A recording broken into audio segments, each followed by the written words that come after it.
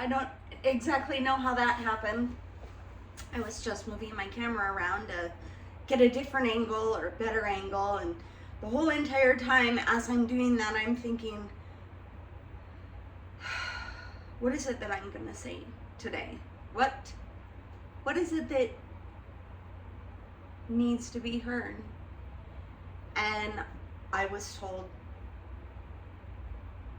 if you could give the world one message right now, what would it be? And it's really the baseline for everything. And it's love. Love is the one thing that conquers everything. Fear is the one thing that fuels wars and tragedy and anger and chaos, because fear is the one thing that so much of our life is ruled by. Fear is it can drive an economy. We all seen this in COVID, right?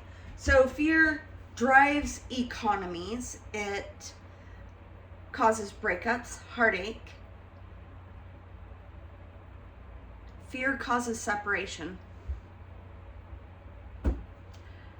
Love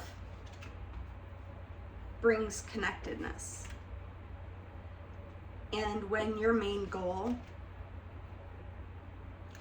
in this life is love, and you look and review with every scenario that you can, how would love react to this? What would love do in this scenario, right? I'm just a girl in a work shack. I don't know a lot, but what I do know and what I have been shown, what I have been told, is that the basis of everything is love. It really, really is. And when you start to look at things in that manner and start to adjust your thinking in that line, it causes you to reframe the perspective. And I mean reframe as in, like in photography, you're looking at it from a different frame, from a different angle. How would love react to somebody being aggressive towards you? Do you slow down? Do you allow the pause, giving it that like 7 seconds of just letting the words just drop when somebody comes at you with something that you instantly want to fire back with and say, hey, I've had enough. Don't do that. Don't say that, blah, blah, blah. And then it just, that defensiveness causes more. And then pretty soon it's just fighting and chaos. But if love was first and foremost present in your mind, and I'm guilty, I don't always go off of, oh, what would love think and do in this scenario? I'm definitely not. I think it's something that every single one of us could work on all the time, because not all the time, as us being human, do we instantly think of just love. When fear, frustration, anger, hurt are oftentimes the first things that come to our mind, in a time where if we practice the pause and thought, love is an action word. How can I react? How can I show that I can love you where you're at and still not agree with you? Show me what to say. Tell me what to say. Tell me how love would react in this particular scenario.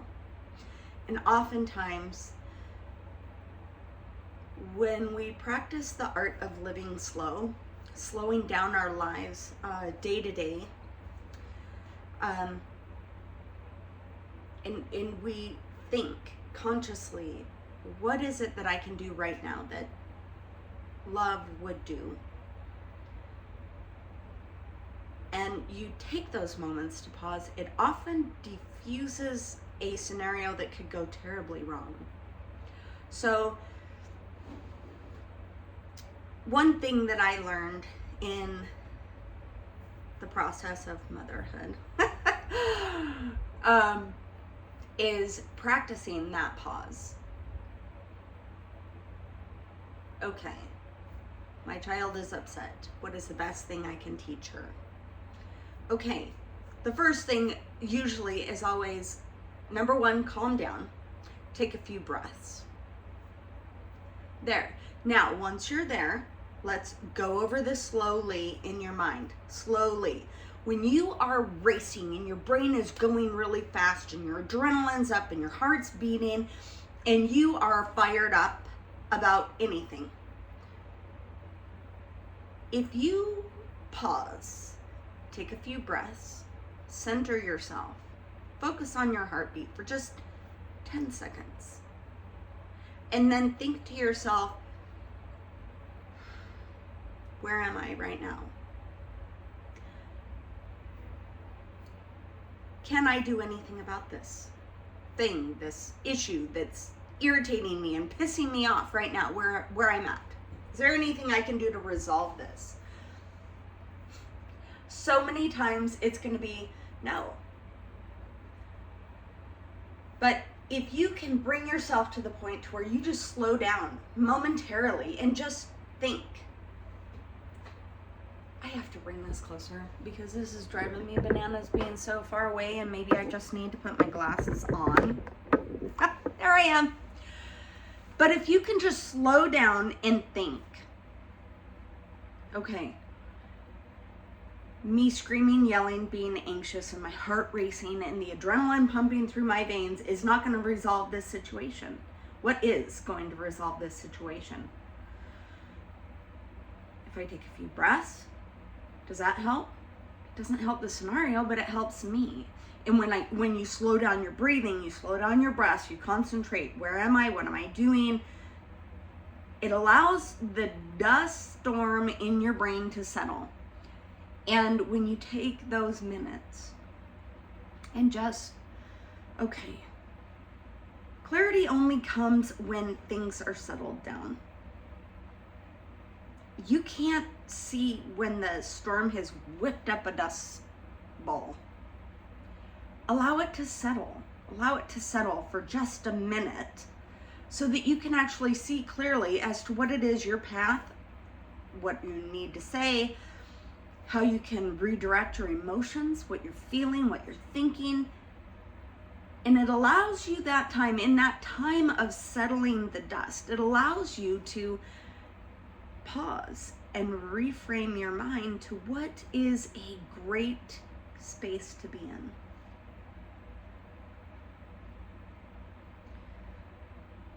It's an art, but it's a choice. And you can choose, am I going to be in fear right now at this second, or am I going to choose love? When you're faced with a scenario and you're like, okay, I could do this or I could do that, love is not going to approach you with anything that brings anxiety. It's going to be calmness. And as a general rule, that calmness is your path. The doors are just going to magically open up. Because when you're calm, you're clear.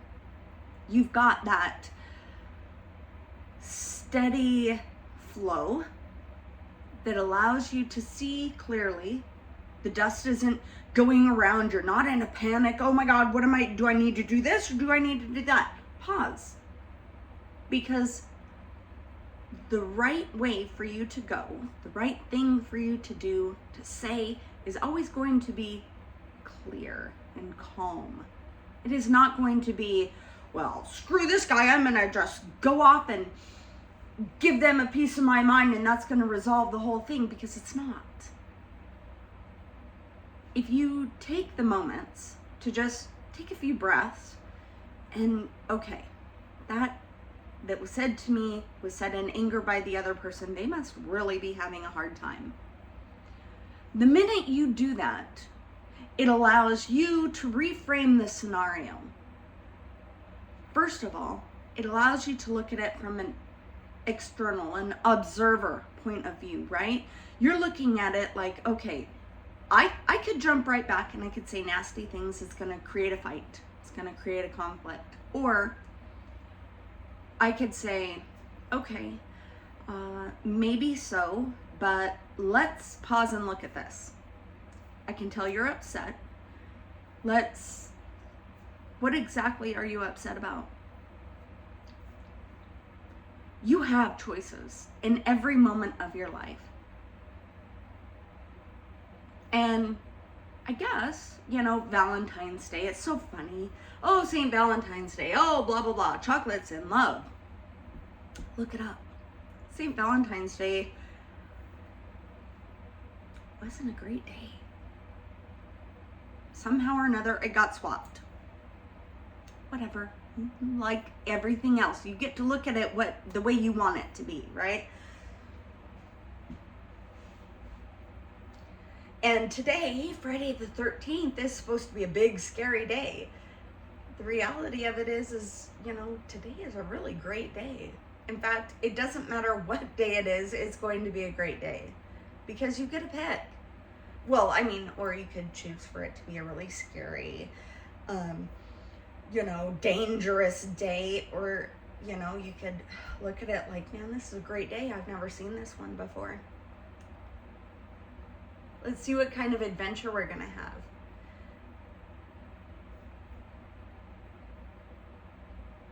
When you wake up and your feet hit the floor, you have the opportunity to say, thank you for another day of showing me what it is that I didn't see yesterday.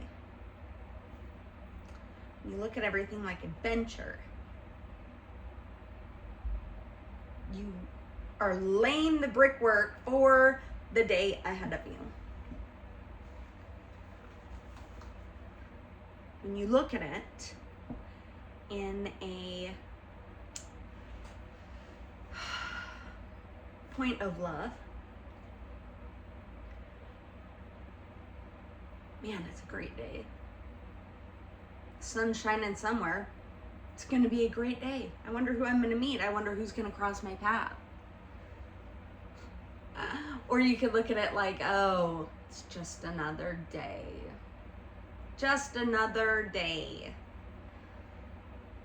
Same people are going to cross my path. Same thing's going to happen. If you choose not to look at the magic in every day, you're not going to see it. But the minute you do see it, the minute you choose to look for it, you're going to see it. And it's going to be fabulous. But it's all a choice, and we all wake up with that choice.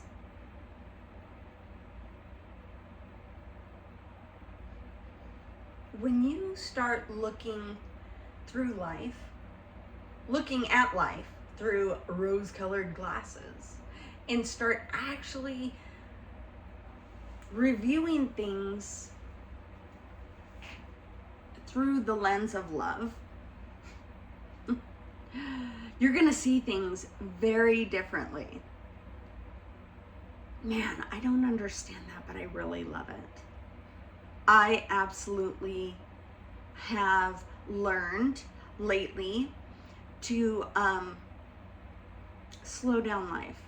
Slow living is what I think it's called. The art of living slow. It's what I say. Where you pause, where you take those minutes out of the day, and instead of rushing, you pause.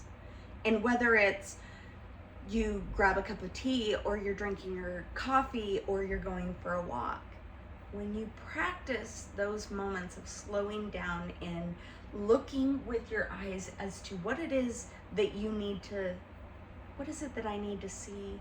What is it that I need to hear? What is my body telling me right now in this minute? As I slow down, And if you're not having things jump out at you right away, that's normal.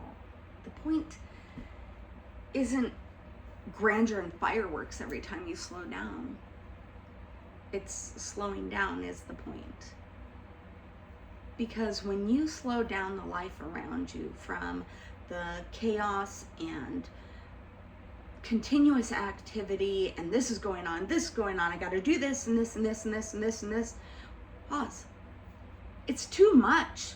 I do not believe in our brains that we as human beings, our nervous systems, are not meant to go full steam ahead and manage everything and get all the notifications, check your email and your text message, don't forget social media and this and that. Oh, dude, whoa, slow down. All of that makes me anxious. More than one time, I've had to just shut off all notifications because just the sound, the pinging, the emails are coming in, or notifications from this site or that site or this social media. I can feel inside my body that it doesn't align, and it just makes my nervous system just cringe. I've had to do this with text notifications on certain people, okay? Our bodies adapt like Pavlov, the Pavlov's dog or whatever, where he rings the bell and that's when he knows he's going to get let out, because you're in a sense training your animal to let you know. Well, we too train ourselves to do what it is that we want us to do. And you can adjust your settings in your phone, certain text messages, the sound for certain people, notification bells, rings, where it comes in at on your screen, all of that. If something comes in and you're noticing like, oh, every time I hear that, it just makes me angry. It just, zings me. Every time the phone rings and it's that certain ring for that certain someone, I highly encourage you to just change it, or make them all the same, or block and delete. That's what I tell my kids. Okay, here's the thing. If that person is not jiving with you and they just keep pushing and pushing and pushing the limits and the boundaries, block, delete, block. You don't have to answer the phone. You don't even have to hear it. Silence your phone. Silence that notification. You make the rules of your own life, and you can choose to walk the path of your life with rose-colored glasses. And I don't mean like shut out the things that you need to see, but you don't have to change the entire world. All you have to do is change the minute things within yourself that ripple out. And that is the truest statement of love that I can give you right now.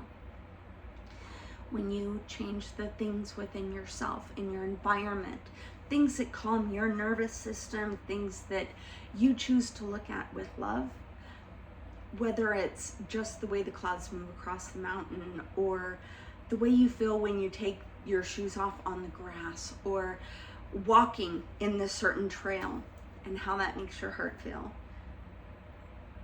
You don't realize what that does to your external, even though you're doing it only for your internal. You're doing that for love for yourself. And when people see that look on your face, my God, you're always just happy and calm.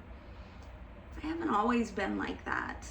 I've just practiced these things, and then they start implementing them. Do you see the ripple effect? Then somebody else, 2 other people see it from them, and they see it. And then it starts affecting everyone, because when people see the light that you allow yourself to shine, they want that too. And that's what allows the ripple effect of simple pleasures of loving yourself and love in general just does. It isn't a goal, it isn't an aim, but when you start loving yourself and taking care of yourself and looking at life in this rose-colored glasses, I'm choosing to see love today. Other people see that. And why are you so happy? Man, you look great. You're just shining today. Tell me what's going on. Well, I just adjusted my viewpoint. I just, everything was beautiful today. And it's just showing on my face. Whatever. And they see that. And I'm going to try that. I'm going to try looking at life like that. Even if just for a minute. And there you have it. The ripple effect that goes on and on and on. And all it starts with is a simple perspective change. Love. That's all it is. Just love. Taking that pause. Refocus. Anyway, I hope what I've had to say assists you today. And I hope that you have the opportunity to take a pause. And in this season of love, you happen to give yourself a minute and love yourself. And if no one's told you, you are important. You are loved. And I hope you have a wonderful day.